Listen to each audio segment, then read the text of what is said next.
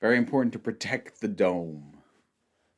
God, my intros on these have been just awful lately. Dome Keeper. This is a video game that has been out for a while, and I sunk around 50 some odd hours into before I decided I was finished with it. So clearly, I had some fun. So let's talk about it. Oddly enough, this bears an incredibly strong resemblance to a game I've already talked about. So, a while back, I talked about Wall World. And structurally, these are not quite identical, but they're definitely on the same family tree. There's no doubt whatsoever about that. Wall World came out after, so it's possible Wall World was riffing on Dome Keeper. Now, what Dome Keeper is, it is sort of a management strategy base sort of game. Base building isn't quite the right term, but that's kind of in the area.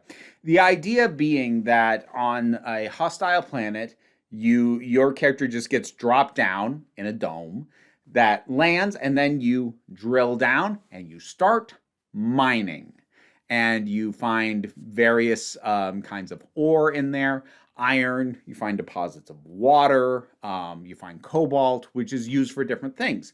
Iron and water being used mostly for upgrades, cobalt be using mostly for repairing your dome, because there is a timer that counts down at the end of which your base will be attacked by an ever increasing horde of monsters outside. And if they shatter your dome, that's the end of your run. It is procedural to a certain degree. The map is done fresh every time, and you work your way down and off to the sides to try and find the deposits of minerals, and also to try and find other things, find upgrade units, find other little things that'll help you. And usually you're either trying to collect a certain amount of a certain mineral in a certain amount of time, or you're trying to get to the relic in the map before your dome gets destroyed. So that's the basic setup, and it's pretty addicting. And I mean that in a mostly good way. I try to be careful at this point about not using like addicting in regards to video games as a baseline positive, because it's not always. There have been games that I myself like I have had trouble putting down, and like that's not good though. But like this one, it definitely has that one more run quality to it, especially early on when you're not getting very far. There are certain things that you will unlock as you go. Some of the unlocks are just newer things that you get to mess around with. You can get drones to help you with the mining. You can get a different style of dome that has different weapons. You start out basically with just a laser to shoot what shows up. There's other ones where there's like a sword that you swish around outside your dome to whack things away. There's a mortar. There's this Tesla coil thing. And so there's those options, and then there's other options for your additional tools and stuff that you will unlock as you go. You unlock more options for what you can equip your entire dome and your base with, so that you end up having a successful run. I think the thing that I like about this that I don't think Wall World had, because Wall World was basically just a straight up, like, it was very similar. So like Dome Keeper, you drill down. Wall World, you were on the side of the wall, you go that way. It actually does a fair bit to alter your perceptions of things, but in any case, Wall World was a case of you keep doing this over and over again to get more permanent upgrades so that you can get to the end. This actually has a lot more specific targeted missions where it's not just about getting as many resources as possible. And any given mission will put different restrictions on you. Like, here's one where you're not allowed to upgrade your drilling equipment. So you got to use some of the secondary stuff, the little perk abilities and other things to try and help make up for that. Or there's some that have way fewer instances of iron, which is your most common upgrade material. How are you going to handle that?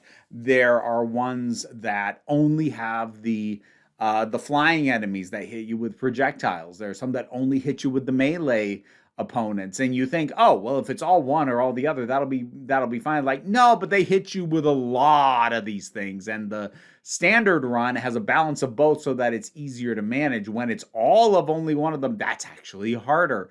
And I like how they have those more specific tasks and the requirements altering the way you're going to approach it. So it's not just a matter of, here's how I will always go. I mean, I did end up developing a handful of strategies that I found worked pretty consistently for me, but there would be enough of a curveball as I was unlocking new specific restrictions for my next run that would then, give me more stuff to mess with. And as I said, about 55 hours in, I'm calling it a day on this one because I've unlocked, I think, about everything that there is to unlock through playing the game over. And that's usually when I hit the wall. On a lot of these things, once I've unlocked everything. I've beaten pretty much every type of mission. There's the prestige stuff, which doesn't interest me nearly as much. But having, sunk in the time to get all that, and now I'm like, okay, but now there's no more of that sense of, oh, and here's a new thing. There's no more new stuff. So I'm probably done. But it was a fun little time sink while it lasted. The progression on it is pretty good. It's pixel art, and it's not the most eloquently animated pixels, but it absolutely functions for what it needs to do. And the movement animations are pretty decent, both for the creatures outside, but also for some of the stuff you can get. Like you get the drones helping you, but also you can get these little creatures, this little guy with a little drill bit nose, burrowing his way through to help you out. And it's cute. It's nice. It could have had a much heavier atmosphere if it wanted. It doesn't. It's just nicely balanced. For something that is about landing on a desolate planet and mining until you die, it could have had a real dark atmosphere, but it doesn't really. It's mostly pretty chill. I'd actually file this under a good second screen or kind of a cozy game even. So yeah, I had fun with this. Dome Keeper. Anybody else out there play this one? It's been around for a few years at this point. Whatever your thoughts are, drop something down in the comments. Let's talk about it. Patreon pays the bills and enables me to do this as my living. Even if you can't help me out that way, like, share, subscribe. Those all help, but don't worry too much about it though. We take a relaxed attitude around here, so you just come on back next time you need a break. And now to thank my highest supporting patrons: Robin Moore, Jared Boyce, Subin Lutfulla, Auntie Kate 808, Mira G, Angry Casperol, Dave Hall, Oliver B, Mystic Shadow, Sean Miller, Welsh Wrestling Geeks, Melissa Pedersen, Becky Sparks, Ulrich, Twylord, Tracy Scrabbit, Palba, Robajoggle, Sir Didymus is my favorite, and thanking some random folks from the lower tiers of my Patreon: Puck, Lady Sammy, and Eva Bright. Don't worry, the rats are fine. Just thought we'd kick the year off with Archie. What you think, bud? He's skeptical.